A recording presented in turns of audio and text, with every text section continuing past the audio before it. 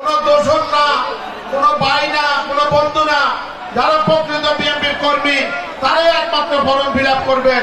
আমাদের নেতার নির্দেশ, যদি আদায়কারী যিনি ফর্ম লিখবেন সে যদি কোনো দোষরের নাম লেখে সে দায় দায়িত্ব তাকে বহন করতে হবে। তাই আমি বলবো আগামী দিনে কোনো আমলিকের গাপটি মারা কোনো আমলিক যেন আমাদের বিএনপি ছত্রছায়া আসে কোনো অপকর্ম, দুর্নীতি, চাঁদাবাজি, সন্ত্রাসী রাজধানী করতে না পারে সেদিকে আপনারা লক্ষ্য রাখবেন। আমাদের ঢাকা মহানগর উত্তরকে আগামী দিনে একটি সুন্দর পরিবেশ যেভাবে আমিনুল হক তৈরি করেছেন সেটা রক্ষা রাখবেন এবং সেটা আপনারা ওনাকে ফলো করবেন এই আশা ব্যক্ত করে আমার সংক্ষিপ্ত বক্তব্য শেষ করছি।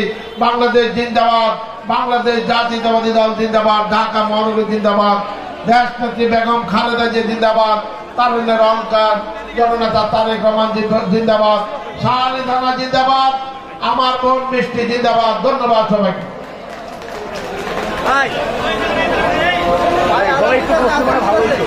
ইতিমধ্যে আমাদের মাঝে এসে উপস্থিত হয়েছেন বাংলাদেশ জাতীয়তাবাদী দল জাতীয় নির্বাহী কমিটির ক্রীড়া বিষয়ক সম্পাদক, ঢাকা মহানগর উত্তরের বিপ্লবী আহ্বায়ক, যার রক্তে রঞ্জিত হয়েছিল সেই জিয়াউদ্দিনের মাটি জননেতা যারা আমিনুল হক আমাদের মাঝে এসে উপস্থিত হয়েছেন।